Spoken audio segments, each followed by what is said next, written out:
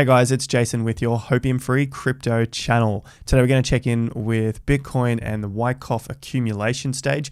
I think maybe we might be seeing several secondary tests, which we'll check out on the chart as well. Plus, we've got a lot of altcoin news coming up today, in particular stuff on FTX, one of the cryptos that I've been watching and waiting for a low price to be buying in at. So without further ado, make sure you hit the subscribe button.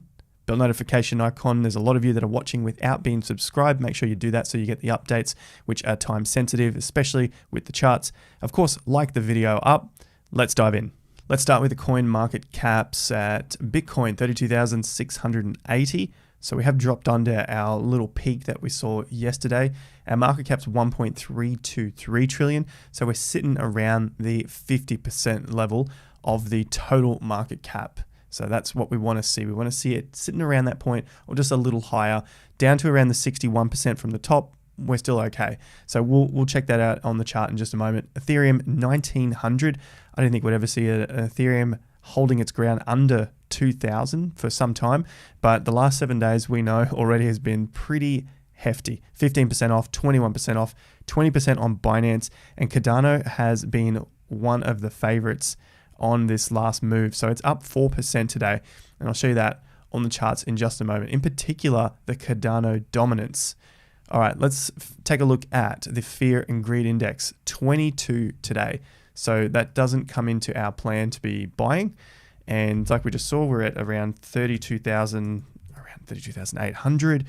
That leaves us at a 5.4% loss on our current investment of 10,000. So the idea here is just to keep us updated with a plan and to not freak out when we see our balance go into the negative, because our long-term view is, of course, Bitcoin cryptocurrencies should be increasing. So we'll come back to this if we need to purchase any cryptocurrencies in the coming days, but an update is always a good one to look at. The dominance is having troubles here at the moment. It's just having a little bit of a pullback from this resistance level. So we have had a high of 48.6, so 48%, 48.6, and we now had some resistance at 48.2. As with all markets, we don't expect them to go straight up. I would have liked to have seen this go further in this current move before we saw a pullback, before we saw a lower low. That's a weaker sign to the dominance. This is only a daily chart, so I'm not overly concerned. The weekly chart is what I'm really wanting to find here and see the major trend continue up. And we still have 3 days, 19 hours to go until the weekly bar closes. Ideally, we want to start pushing back into that 48% zone. 46, 47, 48 is okay at the moment. And then obviously the main thing here is to get past this old high of 48.7. So anywhere from that 49.50, we're looking good again as stronger Bitcoin dominance, but this can take weeks to play out. I'm not expecting this to happen in the next few hours or the next half hour after you watch this video. This could take weeks for us to continue building strength in the Bitcoin dominance.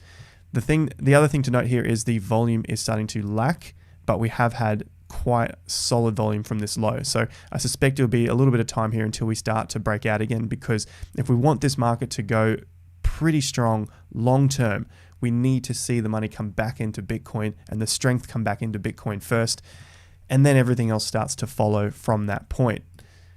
BTC, the Wyckoff pattern, which we've all been following here. Now we've seen the major sell-off. That was the 19th of May. These can be secondary tests. So we've got a point here and a point here, and they're just going to look like STs on the chart. So that's just going to be ST, ST. This might be the last, or it might be another secondary test. So we have the selling climax, which I believe is this day here of the 19th. And that was very climactic. We did a live stream that day and things were crazy. Everyone was wild. Emotions are high. That's what I expect in a selling climax, the point at which widening spread and selling pressure usually climaxes and heavy or panicky selling. I felt all of this on the day, but the public is being absorbed by larger professional interests at or near a bottom. Often prices will close well off the low in a SC, selling climax. So that's why you need to have the volume on these charts if you are watching them. You can have candles, you can have bars, but ideally this is what we want to see. Selling climax, I believe, is this bar here, and you can see the close happened well and truly off the low. So this meets Wyckoff's idea of what a selling climax is. It meets his meaning here. Now, secondary test, it is common to have multiple STs after a selling climax. So we don't just have to have 2 or 3. It could be many, many of them. And this could also be another selling climax, or it could be springtime where we get that final test. We don't know yet. And I don't want to get my hopes up to say that we're going into phase D when we could still be in phase B for quite some time, especially if we're getting lengthening cycles. So nothing is confirmed that we're going into a phase D, like we've just seen a phase C and we're going straight into a phase D. It is possible, but we don't know yet until we get these other signs here, LPS, BU, SOS, and that is further down here. Our last point of support, sign of strength, back up. Now we have all of this in the Investor Accelerator. You can find a link to that in the description down below. It's a volume course specifically looking at Wyckoff indicators, and you can find a link to that down below, the Investor Accelerator. Get your membership now. And next is Ethereum. We're going to use the same techniques on any charts. Stocks, cryptocurrencies, anything that has a chart, we can measure that and track it. So Ethereum as well, selling climax 19th, everything had a climax on that day. And it looks like we're going for some more secondary tests, potentially the last, but I'm not quite sure yet. I think we've still got a little bit of time at these levels, especially after such heavy emotion. So ETH still looking okay, a little bit of a reversal here at the moment. I suspect this could hold us up just for a little bit longer than what we've looked at recently. So I hope we don't fall to any new lows just yet. Just a little more time at these levels to base out and find some more support. ETH, BTC has been pretty solid compared to a lot of other cryptos against their Bitcoin value, but again, it has fallen from its highs. That's to be expected. Hasn't fallen that much and holding up reasonably well, just like Cardano. And Cardano's dominance has started to make its way up again.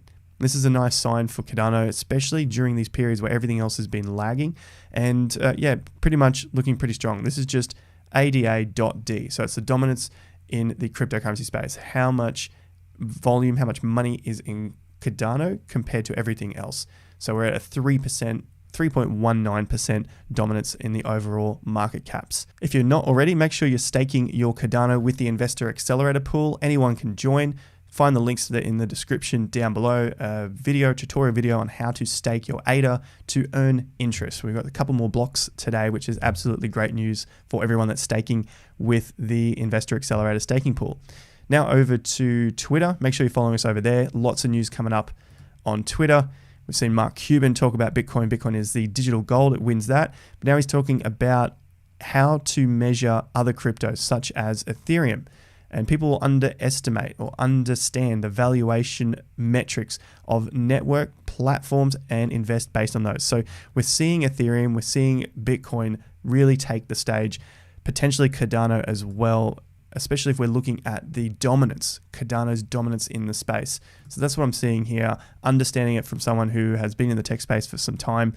I don't agree with everything that he says, but again, he's got a little more experience than I do in the tech space. So network platforms, invest based on them. We've also got the co-creator of Dogecoin buying Dogecoin after 8 years, avowing never to buy crypto again. He does everything that the rest of us do. Check the price 7 times. It was up 10%, back to 3%. Anyway, seems healthy. So even the Dogecoin co-creator is getting back into Doge. FTX news. But this is good for cryptocurrency altogether.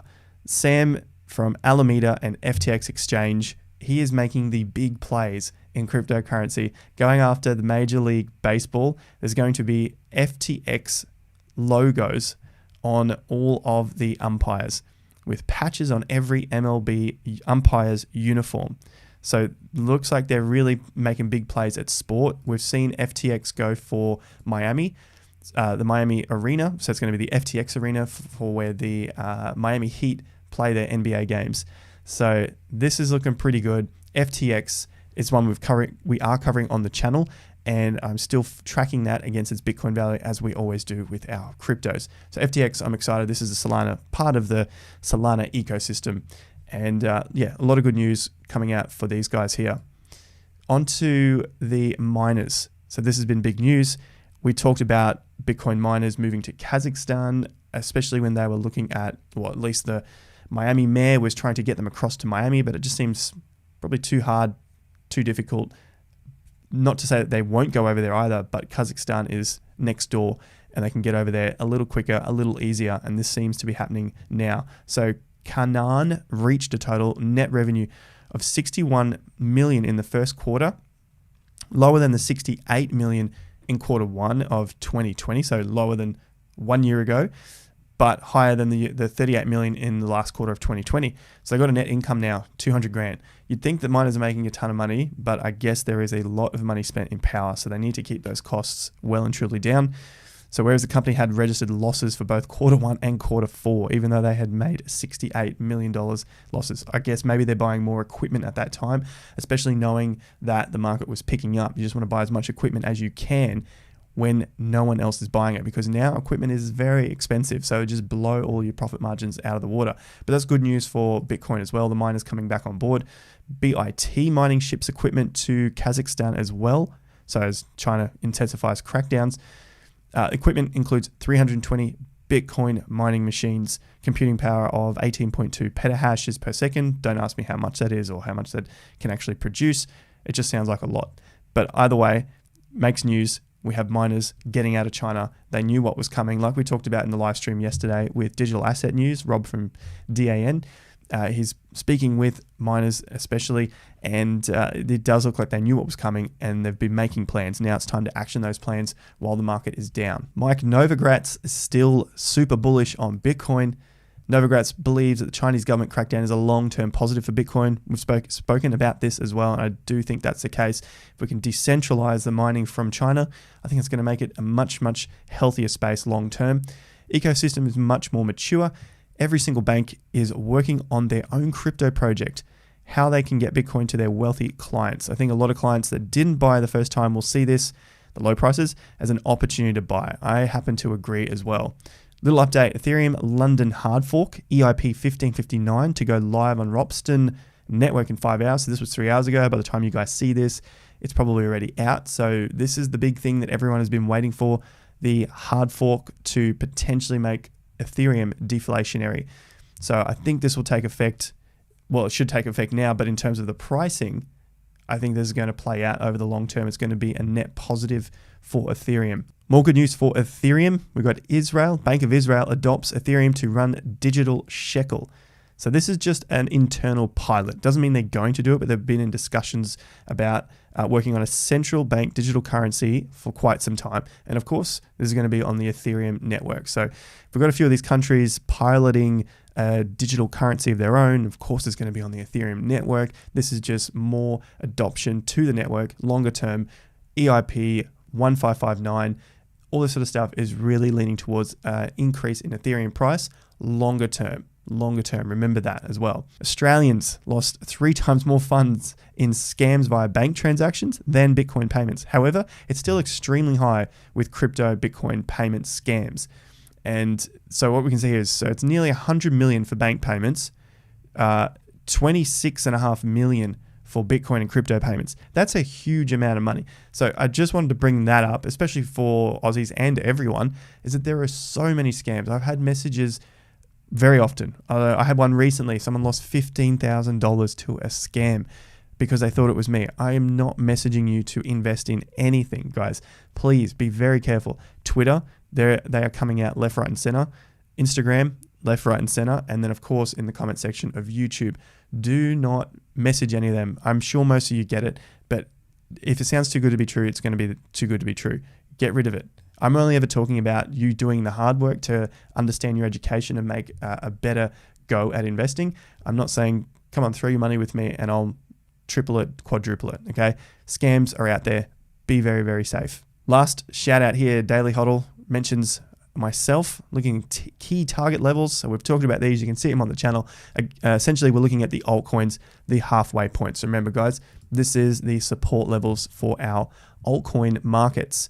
Now, if you want to learn more about cryptocurrency and investing, check out the Investor Accelerator. It's still at our regular price of $7.99. It is going up in August We've got a fixed time for that now. It's in August, so make sure you get that in. For Aussies, tax time's coming up end of the year, so if you want to get in some tax returns on your education, why not check it out now before the 30th of June? Link to this is in the description down below. Catch me on Twitter and on Instagram. If you've got your super fund and you want to get that into cryptocurrency, check out New Brighton Capital. Link to that is also in the description down below. Do that before June 30th when tax time rolls around for us here in Australia. Get your super out of those ridiculous AMPs for 2% and go and start gambling on some cryptocurrencies. Not financial advice. Talk to your financial advisors and your accountants. I'll see you guys at the next video. Remember to like the video up, subscribe to the channel down below, bell notification icon. See you next time. Until then, have more fun to get more done.